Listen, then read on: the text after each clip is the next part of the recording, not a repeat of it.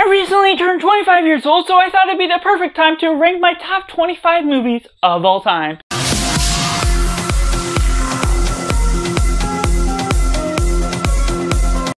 Welcome to Cinema, where we focus on the film I Josh. This is Simply Cinema. Let me know down in the comments so your top 25, your top 10, your top whatever that you would be willing to share here on this channel, because we're here to join in our differences coming from different decades, growing up with different familiarities of culture and just upbringings in different time zones when we get into movies. But going into my top 25, we have Hunt for the Wilder People, Taika Waititi's best for what it's going for. It's an ultimate comfort film. It has a good amount of laughs, some comfort, just what you're getting with the foster child thing. Julian Dennison as the nephew or the foster child to this uncle that's grouchy and not wanting to be part of the family as you're getting this adoption. Sam Neill is great in his performance, and what you get from the twist that you get from what you get from the aunt and how everything is going about, thinking it's going to be some ordinary film and going about this extraordinary adventure along the ways, going about different ways that is fantastical for its nature, going into the woods, its simple setting that is going into something that's an Aussie fun fest that comes about in such a different way than I would have expected, bringing a lot of laughs and having iconic lines such as "We didn't choose the Scucks Life, the Scucks Life chose us," and how they go about that, the nature of the fantastical adventure that you get along the way is incredible by the filmmaking stakes, the Taika Waititi's great writing for comedy that's original for its own adventure, and it's just so fun and good-natured at its own means. And coming in number 24, we have Saw. Now this is the complete opposite, where it is not fun, but besides the nature of a horror film that goes about this ridiculous mess and having some great twists along the ways, what you get from this one horror icon nature of this guy that is just wanting to trap people for their evil deeds and having the villainous side to that and being trapped and going about different flashbacks that shows the turn of events as you're getting what evil things people have done, and just this guy that is trying to give them a chance to escape from the trap, but they have to pay attention to all the details, just as we, the audience, do as a whole, and that brings something that's very different to the franchise. And as a whole, I might have a good amount of fun with all of the features, but this one is a lot better written in some ways, just by the character-driven plot that becomes original for its time. James Wan having something that's extra special, just having these two guys trapped in this room, having this other plot that's going along in the background, and the ending plot twist becomes something that's so emotionally driven by the end that you just cannot forget by each and every time you watch it. And coming in number 23, we have American History X. Now this is not a delightful film to be had, but it is so well grounded within its writing. Tony Kanye just being so great for what he is bringing as the director, having Edward Furlong, Edward Norton having great performances, having different flashbacks along the way about this white supremacist group that is not fun and delightful to be watching, but it is so grounded within its writing that you cannot take your eyes away from the screen. It is so heart-wrenching in certain moments, especially the one stomping scene. And if you know what I'm talking about, you know what it is. It is something that's so dark and grounded within the nature, not delightful, but well informative for the nature and topic that it's covering, making it something very important to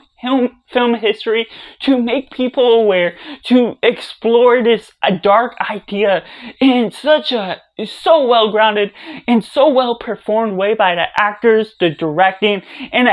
everything throughout that becomes so well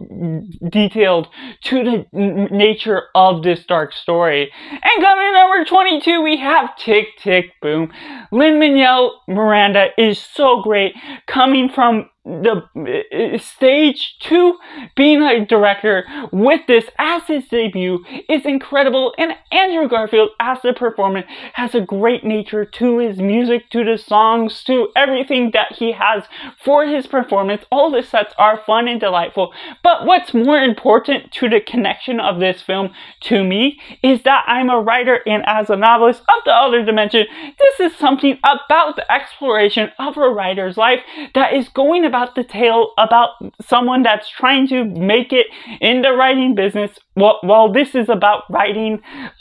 something for Broadway and not always landing on his feet in the best way and working in a cafe on the side. It's just something that goes about the business of writing, the difficulties, the different struggles along the way, while also the inspiration where you get stuck or you're extra inspired. And the way they explored this detailed biography of sorts of someone that was eventually going to write Rent and other Broadway shows, it's just really exploratory to the nature that is expressive with the sets that it brings, and it shows that there's talent to be brought from a Broadway turned director that goes about different means to create an excellent film. And coming in at number 21, we have Logan. The dark and gritty nature to this R-rated superhero film is so excellent. Wolverine being already one of my favorite superheroes of all time, just by the nature of his character, the downridden, a sluggish guy that isn't good nature and fun within. And you see the pain that's driven and the age that is caught up with him as you're getting an older Logan that has lost most of his friends. It is not the typical superhero film because of what James Mangold brings to the story, brings to the nature of this film, and what you have going for Hugh Jackman being the definitive Wolverine and having a daughter that comes about along the way. Patrick Stewart as Charles Xavier included as well, brings about an intriguing story that's enticing all the way throughout. It's going about this Western setting that normally doesn't work for me. I'm not too well versed in the Western genre, but this one really pulls it off once it mixes it with the superhero genre and how you get all these dark character moments along the way while also having some hope and light to what you're getting, what character transformation the Wolverine is going through as he sees the light in good people, in normal people that you get along the way, having some good exploration to all of these characters, and of course loving the superhero action that you love through and through. And coming in number 20, we have Alfred Hitchcock's Rear Window, one that I just absolutely love from the nature of this film. The introspective of perspectives as an intercultural studies major, having a degree in intercultural studies, what you get from this shows the different perspectives of people, and that's where I see it beyond the lens of the camera, outside of the pun that you could be intending for the nature of what this guy is doing that's crippled and just trying to sense a plot of a murder that's going across the apartment buildings as you're getting all these different suspicions about this one man that may have murdered someone, and getting all the lives that you're exploring of all of these people's across the way in these different apartments, where you're not exploring their characters by dialogue, but by action and by setup and scene. The suspicion of everything that's going on throughout makes this captivating by the nature of perspective, and how James Stewart pulls off just a sitting down position throughout most of the film and getting the relational dynamic of all these different characters, the villain that is a threat that you don't see throughout most of the film outside of the same lens that James Stewart is having, becomes such a great murder mystery that you have suspicions, you have your doubts, and yet it pulls everything off by Alfred Hitchcock's lens and perfection for suspense. And coming at number 19, we have Christopher Nolan's Tenet, one that is so well directed, the story that is introspective to the nature of backwards time, a different form of time travel that I would not have expected to ever see, and yet Christopher Nolan pulls off the directorial direction to another level that is so exploratory to the sci-fi genre in a way that I could not ask for anything better. The way John David Washington and Robert Pattinson pull off their roles, going on different directions as you explore the sudden realization where people are going to backwards events, different actions that I cannot certainly fathom specifically all the details that are going throughout, but with the broad understanding that I get from the nature of the concept and story, it is excellent by how well it is pulled off. All of these different consequences that pull off along the way when you're getting these reverse events, and especially within the final action battle, what you're getting within the war, the stakes that are all held up to the heights of these main characters and how they can get trapped in different places just by the reverse time event that is going on as someone is going from A to B and someone is going from B to A at the exact same time. Pulls off something that's really exploratory to the nature of sci-fi, and I love what this pulls off for the characters, how you get the event, and the general soundtrack is so exhilarating all the way through, and the general vibes that you get as a whole is something not to be reckoned with, as I absolutely can attach myself to what is going on screen. And coming in number 18, we have Come and See. Now this is mostly the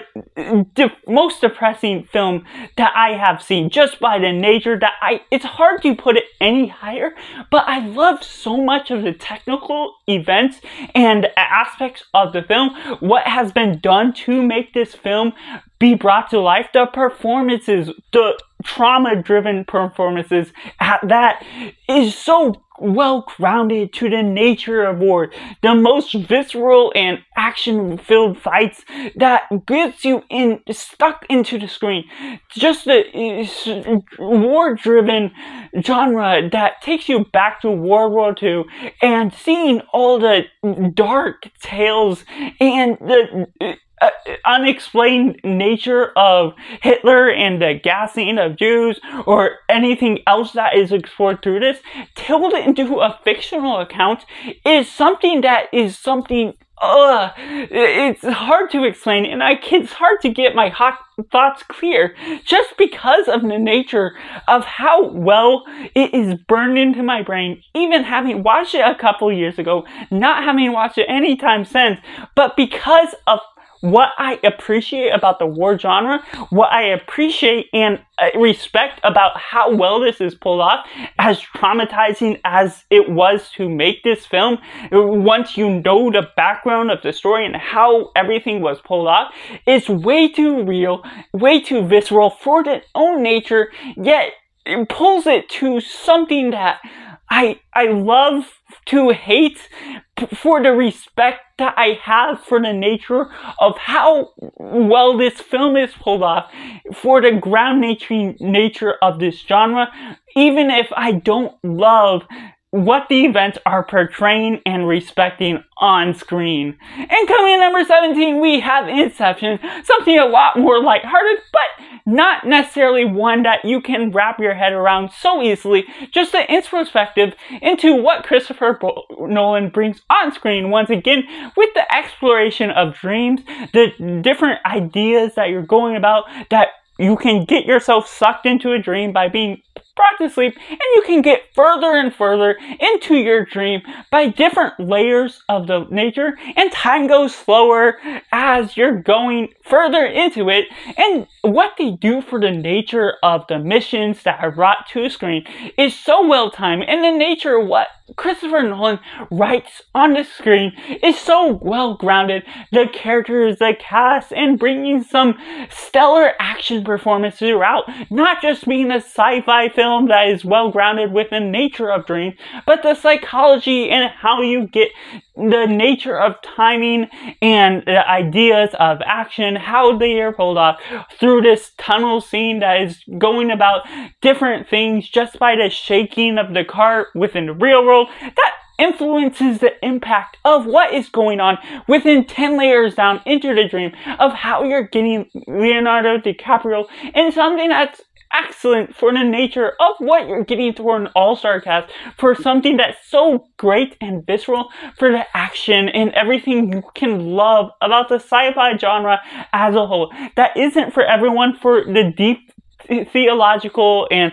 psychological thought that is put into the writing of this film. But for me, sometimes you don't have to understand every tiny little aspect to love what the whole general vibe is, and the general concept that once I get into the vibe of what you're knowing and understanding about the concept, it just delivers through and through. Next up, we have Dune, and as Lord of the Rings is to fantasy, Dune is to sci-fi, for me personally, even surpassing Star Wars as a franchise. But generally with Dune Part 1, what we get out of this is an all-star cast. And as I'm a massive fan of the book as well, as I am a big fan of sci-fi, what you get from the culture, the driven ideas from this is Denis Villeneuve bringing out a masterpiece for his own work, and it's his own interpretation to the text, but it is well versed with being a close adaptation to the book that is so well grounded within the fantasy, the exploration to the sci-fi nature, and having all this well detailed and well thought out things that shows the research that is done to make the book, to export this to the movie as a whole. And it is well grounded because of the nature of the updated technology that has been so well grounded from what we get from the 1984 version, and updating it to what it needs to be, to what it explores in the nature of being well grounded, to being the first half of the book, but being so great and visceral to the nature of the story as a whole. What we get from Paul Atreides and his exploration and idea that you're getting all of this war and all of these factions that explored in such an interesting and compelling way by the groundwork that is laid out just within this first film that goes into Dune Part 2, but as a whole, it is a great setup film that works well as a whole, as its own, because it is still its own work that goes about different ways of exploring the nature of these characters, all these different factions, and just loving the sci-fi cinematic. Hans Zimmer's great score that pulls it all together, that ties the string and makes it something that's very compelling, very watchable, that I love as a whole. And coming in number 15, we have Harry Potter and the Deathly Hallows Part 2. What you get for the second half of the Harry Potter universe is going into the darkest nature that you're getting, building up from this fun natured childhood to growing up with the characters to this dark, the final battle, the final payoff, Harry Potter with the one that must not be named, and how you're getting the exploration of all these characters, building up to the final fantasy world, and how you're getting all these ideas, the magic, the battles, the nature of this world is so fun to be based on. And while it is a lot based on nostalgia base, while there may be flaws throughout, it is still one that I pulled off into this world, and having watched it so long after I previously watched it, before I was a big cinematic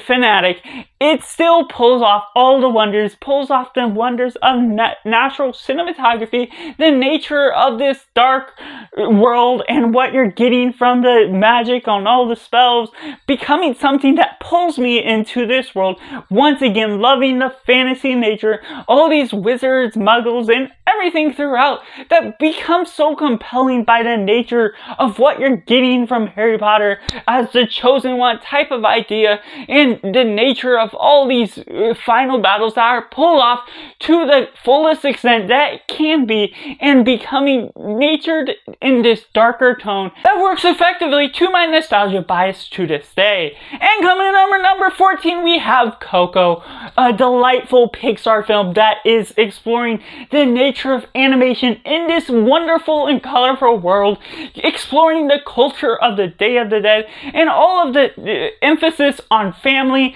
and the ideas that you're trying to go off and find your own world and go after what you love, and what you get from Miguel as a character, how he has to defy certain ideas and his family in order to practice music and bring everything together by the end. It explores different characters, a wonderful fantasy world in a way that you would not expect this tale to be told as, and just the nature of the animation is beautiful, it is wonderful, and it flows in with the nature of the music, the world, the characters that you build upon from the baseline of this world. That even though there's no bias toward what I love about this film, about having connection to this Spaniard culture or anything throughout, becomes so immersive because of the culture, because of the world building, and how everything gets integrated in, gets tied with a bow, and becomes something that really sucks me into the world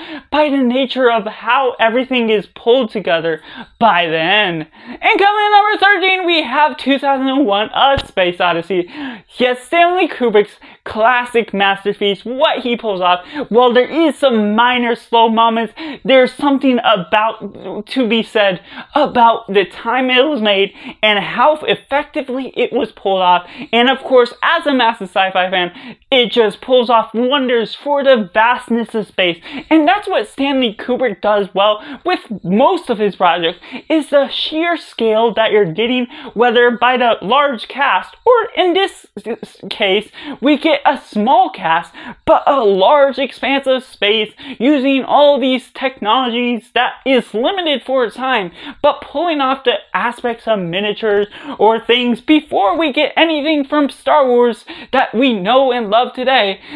That still is affected by the nature of what you love for sci-fi, and is going about the fear of AI by just this nature of this HAL 9000 computer that is secretly the villain. And we get this prologue that is about the evolution of man. We go to this mind trip by the end of the film, and it's packed all within one. Goes about a couple different prologues that kind of distorts a little bit of what you're expecting from it, but it goes and pulls off everything that it needs to become something that's compelling by the nature of the sheer wonder, the sheer vibes that Stanley Kubrick brings to be wonderful, by the technology that is pulled off by walking up the walls, showing the gravity or the anti-gravity that this film pulls off, sucking you into the world of space that is terrifying once you get into the nature of what this film brings and pulls off for what the villain has to do with not getting lost, drowning in the sea, but getting lost and drowning in space by the nature of everything, the confusing and mystery behind the monolith. And while there's still some mysteries I have yet to unpack, and I'm not necessarily pulled in to specifically figure out the mystery on its own, something about the general aspect of it, the mystery that I love to be still left confused about, still pulls me in because of the nature of this sci-fi masterpiece, how it pulls off all of these different stunts, these nature of these characters that are so well grounded, and yet taken out into space in this world that feels way too real, because you're sucking yourself into something that is timeless and becoming more relevant because of the AI and how it's becoming prevalent, and all of the technology this computer pulls off and the film tackles as a whole becomes something so compelling to the nature of what this film has as a whole. Next up, we have Harry Potter and the Prisoner of Azkaban, and what Deathly Hallows Part 2 is to the darker tone of this franchise, and Chamber of Secrets is to the beginning of this franchise. Harry Potter and the Prisoner of Azkaban is something that is the perfect blend of the fun tone to the nature of the young kids while you're still growing up with them, while also establishing and building up to the darker nature what this franchise is leading to as the main big villain that is Voldemort. And what you're getting from these characters is still fun nature, but going about this time travel quest that becomes a twist that becomes so clever and so witty by the nature of how you're getting these kids and how you're getting Harry Potter, Hermione, and Ron Weasley all mixed together, loving the nature of their chemistry and the nature of everything, the adults that are intermixed throughout. You're still exploring the fantasy world that this world is bringing up, all the spells and magic and wonders that this film has to pull off to establish the world as a whole, what is brought into to the writing is becoming compelling, and what it's going about because of the time travel nature, because that is something I love within sci-fi as a whole. It's something that's really compelling, the enriching nature that, as a sci-fi and time travel fan, that led me to write even a book of my own, becomes superficial to the nature of what it pulls off, the nature of how it establishes all these worlds, sucks me into something that doesn't feel like Earth, and sucks me into a world that I want to explore more and more by the nature of the darker tone mixed super well with the lighter tone. Is something that's superficial and wonderful to the nature of all that you get within this film as a whole. And coming in number 11, we have Whiplash. Now this is something that explores the dark nature of obsession with passion for the nature of this guy that's going into drumming, that has these different sectionals of the younger kids that are less trained in the bands, and this one that goes about with J.K. Simmons as the band director, how he leads the band, and especially the drummers, pulling them onto this obsessive fast to the nature, and then Miles Teller's as the one that's really getting extra obsessive with his work, trying to beat out the villain that is atypical to what you're getting, and just the obsessive of not your tempo, not my tempo, not my tempo, and everything that pulls off by the iconic quotes, what you're getting with the nature of certain mysteries, and the obsession with passion becomes compelling by the nature that Damien Chazelle accelerates this film even to be better by the directing that he has, by the back and forth nature of how he uses the camera work, the inner workings of what you use to look up or look down on characters to feel the emotion, to the vibe that goes in so much harder directions as you're getting toward the end, because you see the gradual crescendo of the nature of his obsession into getting everything perfect because of how well trained J.K. Simmons or the characters he's playing is bringing to pull in such a great villain that's just a simple band director that's making and trying to tear people down essentially for just becoming perfect and wanting his band to be perfect, that becomes something that's so toxic and yet so wonderful by the exploration that this film pulls off. But before I go into my top 10, make sure to like this video, subscribe if you're ready to join in this film culture community. If you're enjoying this video as a whole, we're getting all sorts of different director rankings and reviews of new and old on this channel, and make sure to comment down below your top 25 or top 10 or however much you want to share, as we share our differences on the upbringings coming from different decades that we find our favorites and not our objective best, by the differences that makes this community as a whole very diverse and very fun,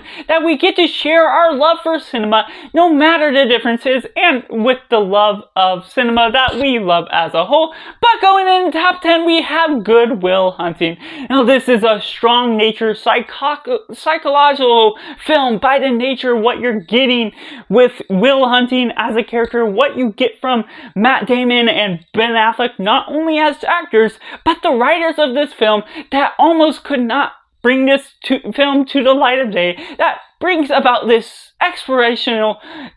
film that goes about this one kid that is smart as all you could ask for, and becomes and limits himself down to construction work or as a janitor in a school, and certain people find out about him, giving Stellan Skarsgård being great as a teacher that brings him the opportunity, and going about having Robin Williams put on the dramatic performance of his life is so great by the nature of how you're exploring this communal relationship, how you're getting Matt Damon pulling a character that is going about having these friends, having this natural relationship with different people, and as well as a girlfriend along the way, goes about a different nature for how you're pulling off all these punches, feeling very down to earth, grounded, and very good for the way they explore Will Hunting as a character, having these different problems as he's getting into fights, but still being the smart kid that's limiting himself based on the different trauma he's getting in past life, and how you're exploring that and the nature of psychology based on everything that is surrounding. And as people are having the highest expectations and people trying to force him, well, he himself has to pull himself to his own limits, to the nature of what he should not be limiting himself to, and discovering for that himself and becoming that much more of an inspiring movie because of the nature of your getting from that, and his relationship with how you're acting between Matt Damon and Robin Williams, and having iconic lines such as not your fault, it's not your fault, and just the emotional tearjerker moments that really pulls off wonders with this film, making it explorational character development, and the ideas you're getting all throughout becomes that much more compelling, and that much simple nature that's well driven, that it's so difficult for me to drop this out of my top 10 at all. And coming in number 9, we have The Lord of the Rings Return of the King, one I don't revisit too often. That puts it slightly lower on this list, but is still extraordinary for the nature of the fantasy world that it sucks you into, becoming the end of a great trilogy and the best of the trilogy for what I love as a whole. And I have to separate it from the rest of the pack just because I have different ratings for this trilogy, what each film does for it on its own respective means. But this, as an ending, is the establishment to what we have gotten all throughout the films before, and becomes that much better because it is the end of the journey. What you're getting from Frodo and all these other cast members that you establish, Orlando Bloom and all these other characters, it becomes so much compelling by the nature of the darkness of the nature of this film, the theological themes, the psychological themes, and Frodo not always giving up the ring once you think he will, and Samwise Gamgee as that faithful companion, and all of the members of the Fellowship of the Ring that have to play their part in order for Frodo to ultimately make that sacrifice, for everyone to win over what is going about to be won as the battle of their lifetime, and how that pulls off with all of these different themes that are so well explored and so well versed by the psychological nature of what you're getting from the ring, from these fantasy ideas, just pulls off so many great wonders to the nature of this journey that brings it all to an end, has all the great payoffs with several endings that still live up to what you're wanting from this franchise as a whole. And coming in number 8, we have Dune Part 2. Yes, one that already exceeds my top 10 just upon 2 watches. And yes, I wanted to still live it up to what it does, and yet it still stands the test of time, just having released this year, becoming something I want to watch again in a year. And I've described it as a film that's 3 hours that feels like a 5-hour feast because of the nature of what you're wanting to suck you into this world as a whole, and becoming so great as the second part to this filmography. Denis Villeneuve becoming great in his craft, what he finishes this film off as, becoming the end of what the book has as a whole. And while it isn't the end of the saga, it is the end to what leads up to something in the future, but becomes still something compelling. You need part 1 to understand part 2, but by the characters, the cultural driven nature, the factions as a whole, you see the introspective study of spice and the great writing that is told on screen, how everything is woven in, this excellent cinematography, another great score from Hans Zimmer, and how you get sucked into all these characters' life, the religious effect from people that believe he is the Muad'Dib and people that don't believe. This is the chosen one trope before we get anything from Star Wars, based on when the book was written in 1956, and becomes that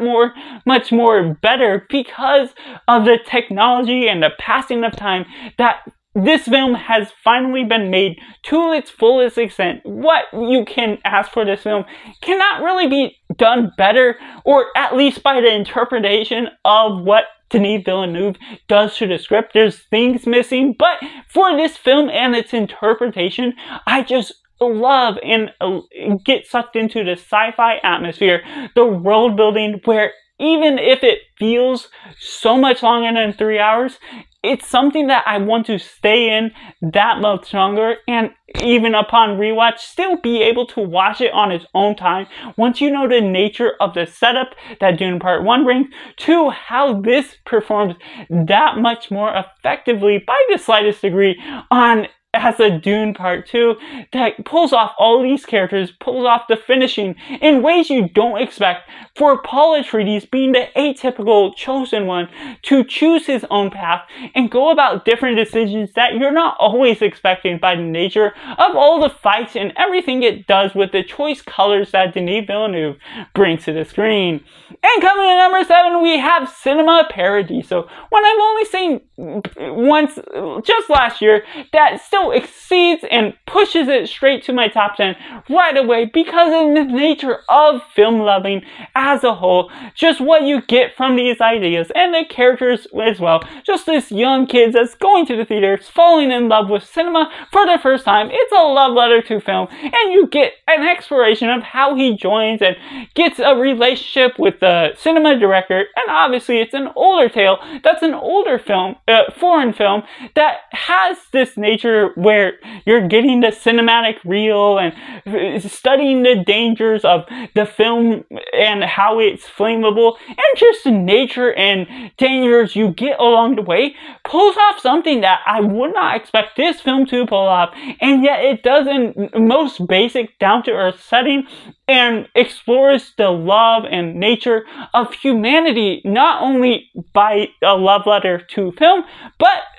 for humans as well. What you're getting from this kid as he grows up throughout the film, and you're getting different periods of his life, how he falls in love, and what you get from kids later in his life, but still becoming that nature that pulls off something that is just way too simple, but becomes that much better. Because if you're a film lover yourself, you're gonna pull into something that becomes that much grand and so well directed that would not be able to pull off the same stunts if it was pulled off by any director that this director performs, with great cinematography and fantastic music that pulls this off in a way that you just do not expect, because of the way it tackles this film as a love letter to film fans that are deeply embedded into understanding how the theological and psychological and nature of film impacts people as a whole by the form of entertainment, and just the nature of what you grow up to and the impact it has on your life. And coming in number 6, we have Baby Driver, one that is so well integrated within the nature of its music, the soundtrack that drives it home. It's an action piece that it also has the romance woven in throughout. Edgar Wright being the action director that is well fitting for this film, and just what you get out of these characters, what you get from Baby, and how he's sort of deaf or having this hearing impairment, but also has to drive himself forward by the music alone, based on history and past trauma that you learn throughout along the way, becomes much more motivating, much more complex of a character that I haven't really seen before. Having Kevin Spacey being the band leader to these list of criminals that have to rob, and Baby being the one that's a driver, pulls them off along the way, goes about an acceleration that it goes faster than you really want to expect for the nature of what you're getting, and pulls off an adrenaline rush with a great stacked cast. Jamie Foxx, all of these others that pull off great stunts, great cinematography by the nature of how quickly things are going and taking place, while still having time to take its time for its pacing and its general ideas once it goes into the study of music and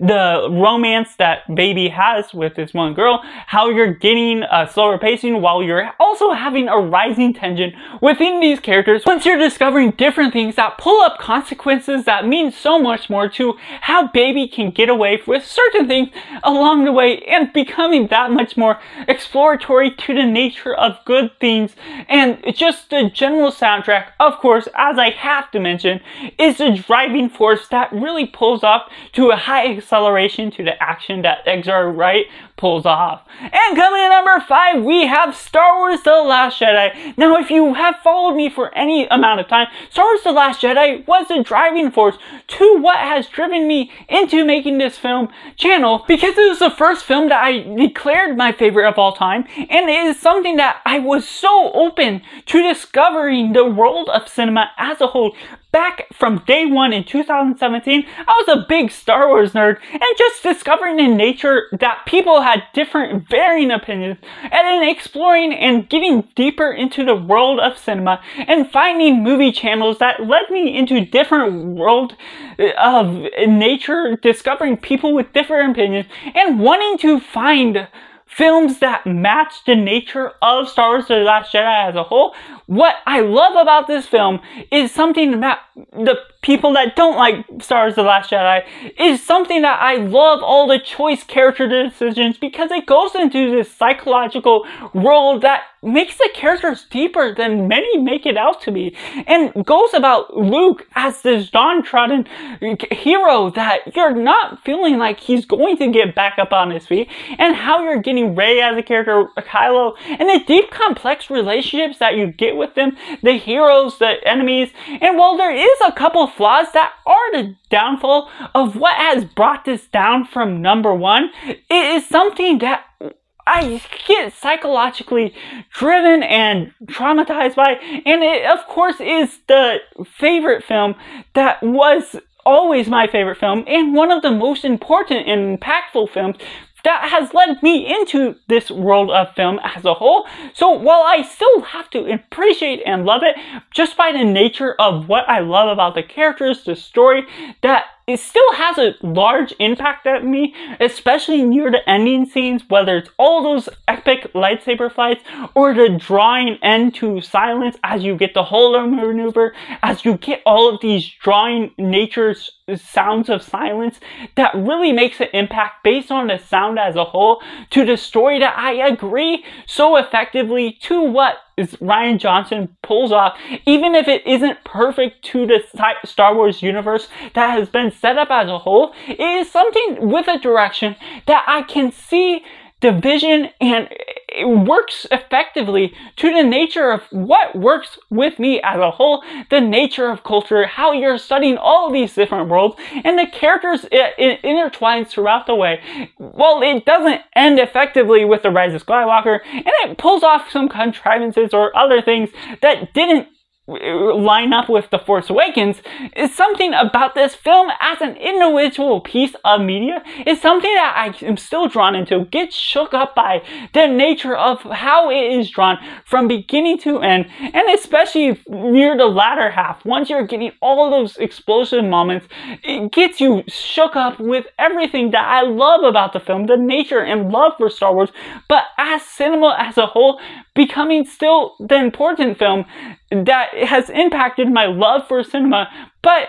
for now, I have to drop it down to number 5 on my rankings of favorite movies of all time, which you'll get into my infamous top 4, which is going in number 4, Ordinary Love. One that is extraordinary for the nature of how it is tackling the idea of cancer and just this love relationship, what you get from Leslie Manville and Liam Neeson. And Leslie Manville plays a character where the wife of Liam Neeson is getting cancer, and how you're exploring that is so simple and well-grounded. And for some reason, I have always been attached to it just by the nature of the pull-off of cinematography. It is very well-grounded to the nature of its thing. It's not enforcing cancer in your face, yet it's still showing you a simple and perfectly paced film that goes about the exploration of grief, of the love of life, of death, and how it's going about all of these different themes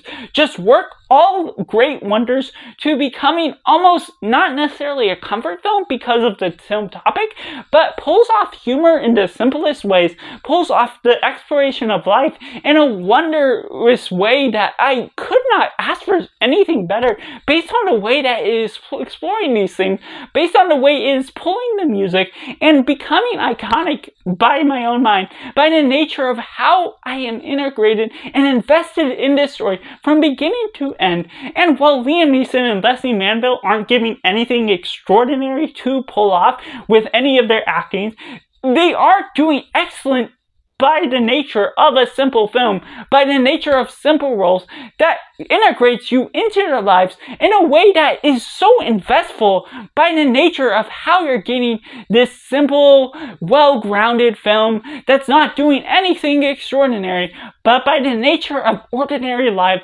and life itself, and exploring the grief that you get between these characters. There's something about it that hits all the right notes, that becomes something more than just a good film, and becomes something that I can watch again and again. But going into my top 3, we have Spartacus from Stanley Kubrick. As a director, is extraordinary for the sheer scale that it brings to this historic event that is fictionalized by its nature of what it's going after, but Kirk Douglas brings an excellent performance for what you're just getting from being a slave to becoming a freedom driver, and what you're getting out of the nature of everything you're getting from all these different slaves, and how they get an uprising, and the nature that is all driven by a romance. It's just something that I can really drive home and be comforted by the nature of how this is. It gives me something to cheer for, it gives me something to love, and it goes about the nature of a hero's journey to the definitive nature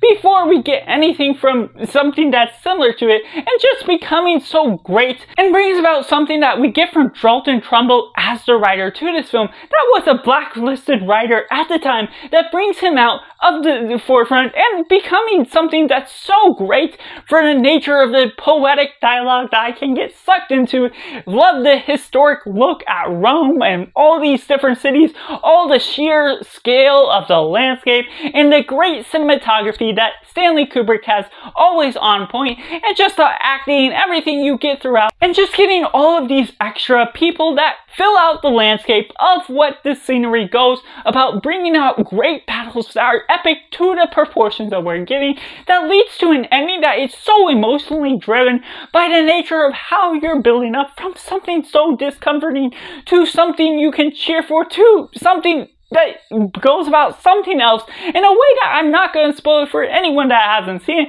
but it becomes criminally underrated for what the nature of this story asks you to follow suit with, because of the driven force of being a pure example of the hero's journey, becoming such an example of sacrifice and love, and what you get all throughout. It becomes something that can be entertained as well as almost educated in a way by the nature of the historic feel, the nature of this 60s stylized film that I absolutely love, for the writing, for the cinematography, and everything that flows throughout based on its own general vibes. And coming in number 2, we have Prisoners, one that's psychologically driven by the nature of the Force. We get Hugh Jackman and we get Jake Gyllenhaal having excellent performance, some of their best. Just having Hugh Jackman play a father of going about a common Thanksgiving dinner with this other family. 2 girls get lost from their families, and what you get going on from that becomes psychologically driven by the nature of fear of what you feel as a parent. And even without being a parent, I see the feelings that are going on screen being portrayed in such a hard way, and just the cost that it goes, how far a parent would go to feel like they try and save their child, and while having Jake Gyllenhaal be the detective that is trying to solve this case, while also tackling themes of mazes and that are metaphorically and literally used to the making of this film. Denis Villeneuve being grounded in the nature of this real world circumstance that is sad, but also it isn't based on a true story, because it's going about this nature of being extraordinary by the themes, the psychological nature of the maze, and how you get confused as a viewer, but also get psychologically burdened by what you find out about this film, how things pull off, and just the driving force of the detective that feels he's never failed a case in his life, and this this parent that is lost his child, and he wants to do everything he can to get her back. And so what that all entails, and the journey that you get throughout, is so hard to watch, but psychologically entertaining to a hard degree, based on the nature that I love to watch, how everything is pulled off by the psychological and traumatic ideas that are pulled off in an excellent and well-mannered way as a great film with very little flaws. And coming at number 1, we got Saving Private Ryan from Steven Spielberg, being a great director, and one that I experienced for the first time back in 2020 in the theaters. That was such an excellent watch, and it's only gotten better with time. And for me, being as a bias, I am sort of in the works of a war book on my own as a sequel to my Other Dimension book, and so that's sort of a bias that works in its own ways. But I've always loved this film because of the appreciation for this war drama. And while the invasion of the beaches of Normandy gets talked about so much, I gotta praise everything that this film tackles, from its brotherhood to all the characters that it brings down throughout, Tom Hanks and all of these other stat casts that brings something that's great to this film by the nature of war, by the brotherhood that you get from all these characters, certain characters having more of a mystery than not, that you discover more and more along the way, that becomes something compelling because of the journey you get with these men, and how that tackles such a brutal showcase of war, not just with the invasions of Normandy, but also going about to the final battle, as they're all going about this one single mission, going about to save one man who has lost his brothers within the tides of war, and how that ultimately pays off, the transformative nature to what you get for some of these main characters, and the payoff and change within the development that you get by the end speaks so much to the characters that not much people talk about, by the psychological disturbance of war and the depth that you get from this that is not too unnerving by the nature of what this film does. It tackles just enough of the R-rated genre